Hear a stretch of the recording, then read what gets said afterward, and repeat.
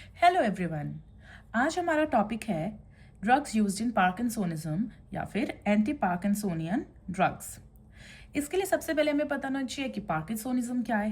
Parkinsonism एक disease है, एक डिसऑर्डर है ब्रेन का। न्यूरो डिजेनरेटिव डिसऑर्डर बोलते हैं इसे। It's chronic progressive motor disorder, यानी कि मोटर फंक्शंस इसमें प्राइमरीली इन्वॉल्व होते हैं। तीन सबसे इंपॉर्टेंट जो इसके क्लिनिकल फीचर्स है वो है रिजिडिटी, यानी कि बॉडी में अकड़न होना, ट्रेमर्स हाथ कांपना, ब्रैडीकाइनेजिया, यानी कि brady means slow, kinesia means movements, तो सारी मूवमेंट्स का स्लो हो जाना। उसके अलावा इसमें आपको गेट यानी कि चलने का जो ढंग होता है वो एबनॉर्मल मिलेगा। पॉस्चर, बॉडी पॉस्चर, जिस तरह इंसान बैठता है वो भी एबनॉर्मल हो जाएगा एंड मूड स्विंग्स हो जाएंगे। बट मेन जो इसके फीचर्स हैं वो है रिजिडिटी, ट्रेमर्स एंड ब्रैडीकाइनेजिया। अब हमें पता होना चाहिए ये होता क्यों है, तभी हम उसके ड्रग्स ढूंढ पाएंगे।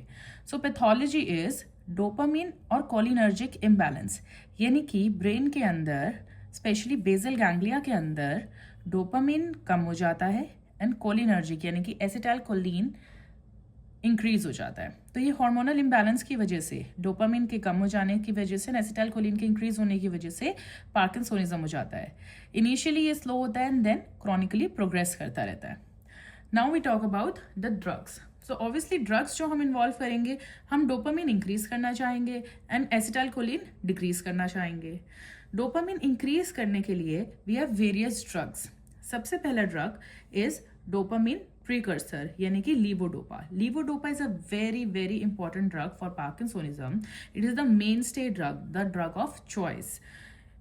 तो what is levodopa? Levodopa is precursor of dopamine, यानी कि dopamine blood brain barrier cross नहीं कर सकता। तो अगर हम डायरेक्टली किसी को डोपामिन देंगे तो ओरली और इंजेक्शन कैसे भी, तो वो ब्रेन तक पहुंच नहीं पाएगा। तो हम एक लीवोडोपा उसका एक प्रीकर्सर बना के भेजते हैं।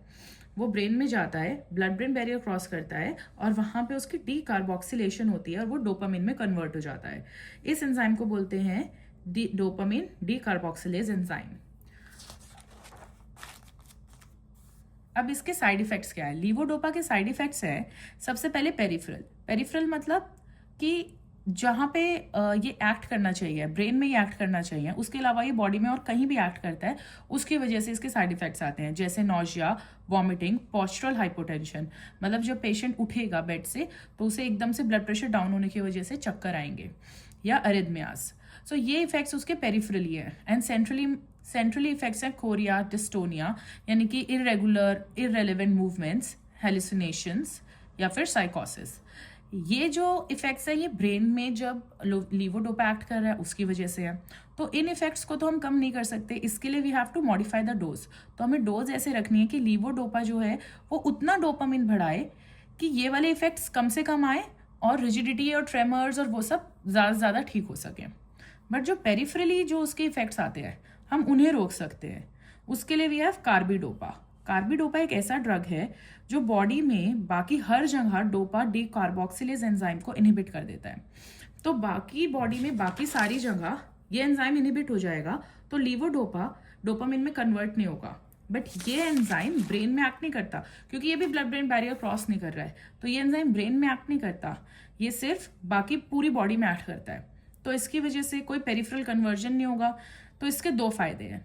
सबसे पहले साइड इफेक्ट्स कम हो जाएंगे ये वाले, एंड सेकेंडली लीवोडोपा डोपामिन में कन्वर्ट नहीं हो रहा, तो ब्रेन में जाने के लिए उसकी कंसंट्रेशन इंक्रीज हो जाएगी, ज़्यादा बच जाएगा और ब्रेन में ज़्यादा जाएगा।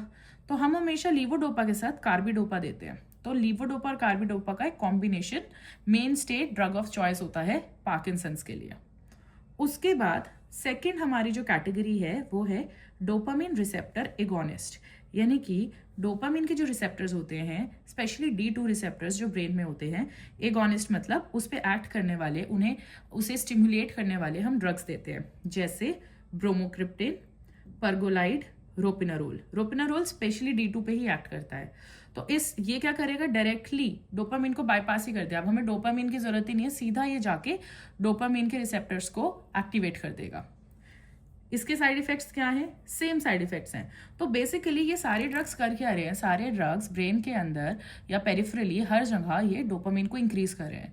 तो जब भी डोपामिन इंक्रीज होगा ये साइड इफेक्ट्स आएंगे। तो अब हम जितनी भी कैटेगरी के ड्रग्स पढ़ेंगे उनके साइड इफेक्ट्स यही होंगे, नोजिया, वॉमिटिंग, पोस्चरल हाइपोटेंशन, हैलुसिनेशंस, क्योंकि ये साइड इफेक्ट्स हैं डोपामिन के।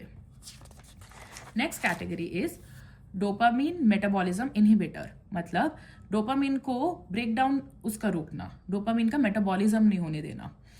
डोपामिन का ब्रेक डाउन दो एंजाइम्स करते हैं, एक करता है मोनोअमीन ऑक्सीडेज जिसे हम माओ बोलते हैं, तो हम शॉर्ट फॉर्म में यूज करते हैं सारी जगह, माओ इनहिबिटर, और एक होता है COMT इनहिबिटर, कैटेकिल ओ मिथाइल ट्रांसफेरेज। इतना बड़ा नाम याद करने की जरूरत नहीं है, COMT ही यूज करते हैं नॉर्मली।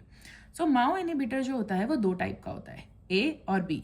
ए से हमें याद रखना है ऑल, यानी कि पूरी बॉडी के सारे सेल्स के अंदर माओ ए होता है जहां पे वो डोपामिन को ब्रेक डाउन कर देता है। और दूसरा है माओ बी। बी जो होता है, बी फॉर ब्रेन, वो ब्रेन में ही होता है। तो ब्रेन में ही हमें डोपामिन बढ़ाना है और ब्रेन में ही माओ बी होता है जो डोपामिन को तोड़ता है। तो हम माओ बी इनहिबिटर देंगे। पार्किंसंस में मेन हम माओ बी देंगे क्योंकि माओ ए तो बाकी पूरी बॉडी पे भी एक्ट करता है। तो माओ बी इनहिबिटर क्या करेगा? डोपामिन को या लीवोडोपा को ब्रेक डाउन नहीं होने देगा, उसे ज्यादा देर तक ब्रेन में रखेगा और डोपामिन की कंसंट्रेशन ब्रेन में इंक्रीज करेगा।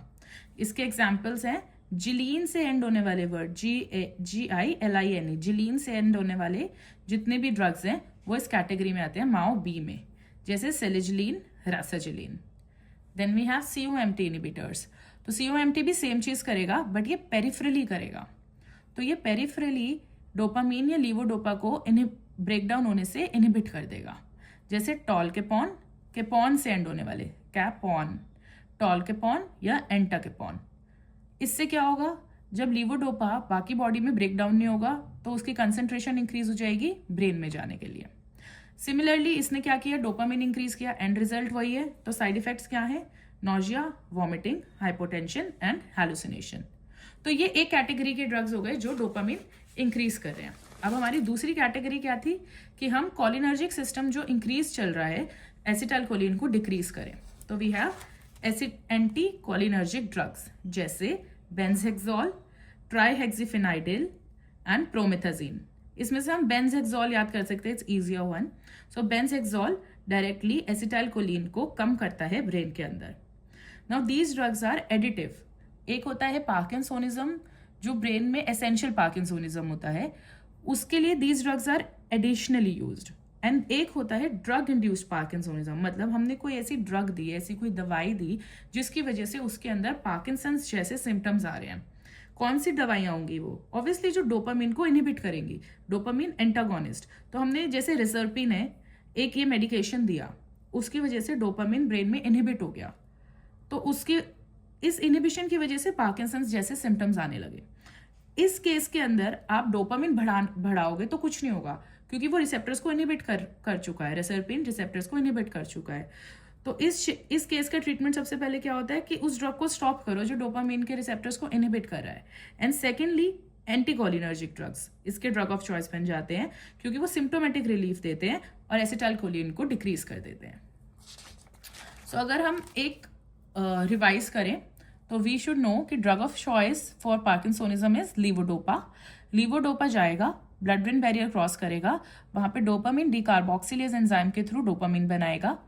डोपामिन का मेटाबॉलिज्म रोकने के लिए we have MAO B inhibitors. MAO B inhibitors dopamine को मेटाबोलाइज ब्रेक डाउन नहीं होने देंगे और यहाँ पे डोपामिन की कंसंट्रेशन इंक्रीज कर देंगे। लीवोडोपा जब बॉडी में जाएगा तो हम नहीं चाहते बॉडी में लीवोडोपा यूज हो, वो दो तरह से यूज हो सकता है, डोपामिन डीकार्बोक्सिलेज एंजाइम के थ्रू और COMT एंजाइम के थ्रू। तो हम इन दोनों के इनहिबिटर्स दे सकते हैं साथ में।